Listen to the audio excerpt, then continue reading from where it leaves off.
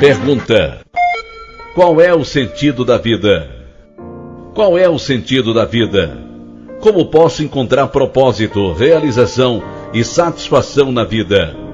Terei o potencial de realizar algo de significância duradoura? Há tantas pessoas que jamais pararam para pensar no sentido da vida. Anos mais tarde, elas olham para trás e se perguntam por que seus relacionamentos não deram certo e por que se sentem tão vazias, mesmo tendo alcançado algum objetivo anteriormente estabelecido. Um jogador de beisebol que alcançou o hall da fama deste esporte foi questionado sobre o que gostaria que lhe tivessem dito quando ainda estava começando a jogar beisebol. Ele respondeu: eu gostaria que alguém tivesse me dito que quando você chega ao topo, não há nada lá. Muitos objetivos revelam quantos são vazios apenas depois que vários anos foram perdidos em sua busca. Em nossa sociedade humanística, as pessoas vão atrás de muitos propósitos, pensando que neles encontrarão sentido. Entre eles estão sucesso nos negócios, prosperidade, bons relacionamentos, sexo, entretenimento, fazer o bem aos outros, etc. As pessoas já viram que mesmo quando atingiram seus propósitos de prosperidade, relacionamentos e prazer, havia ainda uma grande lacuna interior, um sentimento de vazio que nada poderia preencher. O autor do livro bíblico de Eclesiastes expressa esse sentimento quando diz: vaidade de vaidades, tudo é vaidade.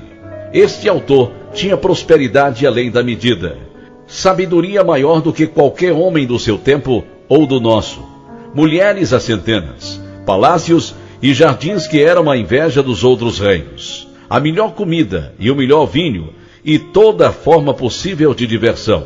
E ele disse em dado momento que qualquer coisa que seu coração quisesse, ele buscava. E mesmo assim, ele resumiu a vida debaixo do sol. A vida vivida como se tudo que nela há é o que podemos ver com os olhos e experimentar com os nossos sentidos como sendo sem significado. Por que existe este vazio? Deus nos criou para algo além do que nós podemos experimentar aqui e agora. Disse Salomão a respeito de Deus: ele também pôs a eternidade no coração dos homens. Nos nossos corações, nós sabemos que o aqui e agora não é tudo o que há. Em Gênesis, o primeiro livro da Bíblia, vemos que Deus criou a humanidade à sua imagem. Gênesis capítulo 1, versículo 26. Isto significa que nós somos mais parecidos com Deus do que com qualquer outra coisa, qualquer outra forma de vida. Nós também vemos que antes da humanidade cair em pecado e a maldição vir por sobre a terra, as seguintes afirmações eram verdadeiras. Primeiro, Deus fez o homem uma criatura social. Gênesis capítulo 2, versículos 18 a 25. 2. Deus deu trabalho ao homem. Gênesis capítulo 2, versículo 15. 3. Deus tinha comunhão com o homem. Gênesis capítulo 3, versículo 8. E 4. Deus deu ao homem domínio sobre a terra. Gênesis capítulo 1, versículo 26. Qual o significado disto? Eu creio que Deus tinha como intenção, com cada uma destas coisas, acrescentar realização à nossa vida. Porém, tudo isto, especialmente a comunhão do homem com Deus, foi adversamente afetado pela queda do homem em pecado e consequente maldição sobre a terra. Gênesis capítulo 3. No Apocalipse, o último livro da Bíblia, ao final de muitos outros eventos do fim dos tempos, Deus revela que Ele irá destruir a atual terra e céu que conhecemos e conduzir-nos ao estado eterno, criando um novo céu e uma nova terra.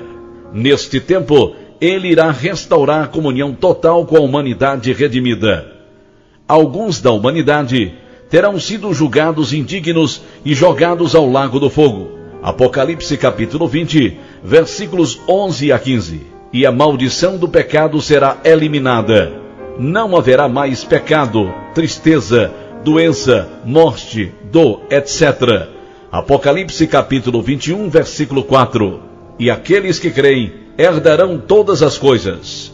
Deus habitará com eles, e eles serão seus filhos. Apocalipse capítulo 21, versículo 7.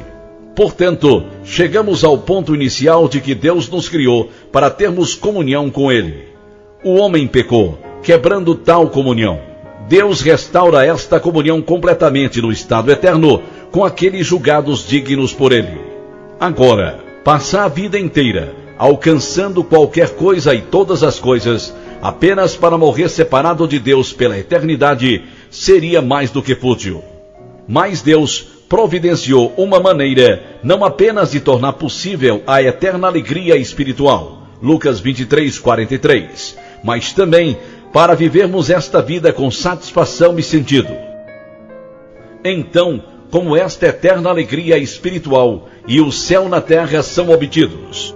Como fizemos alusão anteriormente, o real sentido, tanto agora como na eternidade, é encontrado ao se restaurar o relacionamento com Deus. Relacionamento que foi perdido quando Adão e Eva caíram em pecado. Hoje, este relacionamento com Deus somente é possível através de seu Filho Jesus Cristo. Atos capítulo 4, versículo 12, João capítulo 14, versículo 6 e João capítulo 1, versículo 12. A vida eterna é recebida quando alguém se arrepende do seu pecado, ao não querer mais continuar nele, mas que Cristo mude e faça dele uma nova pessoa e começa a confiar em Jesus Cristo como Salvador.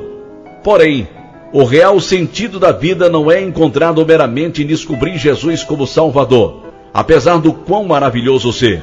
Ao invés disso, o real sentido da vida é encontrado ao se começar a seguir Jesus como seu discípulo, aprendendo dele, passando tempo com ele na sua palavra, a Bíblia, tendo comunhão com ele em oração e caminhando com ele em obediência aos seus mandamentos. Se você é um descrente, ou talvez um novo crente, você deve estar dizendo a si mesmo: isto não me soa assim tão incrível e realizador. Mas, por favor, ouça um pouco mais.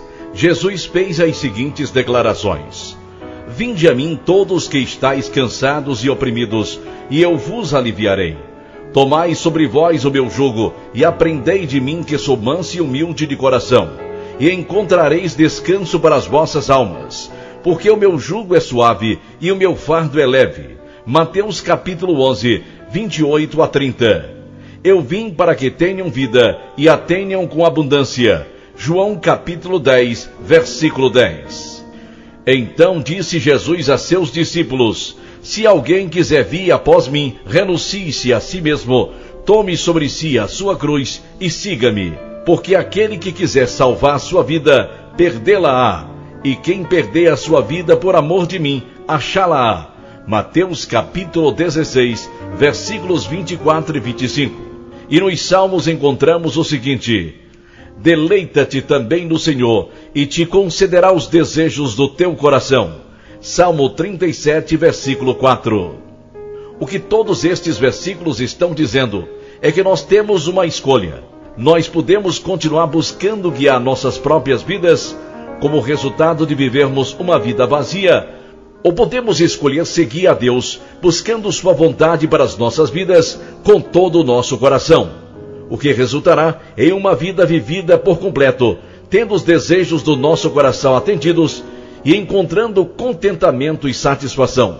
Isto é assim porque o nosso Criador nos ama e deseja o melhor para nós.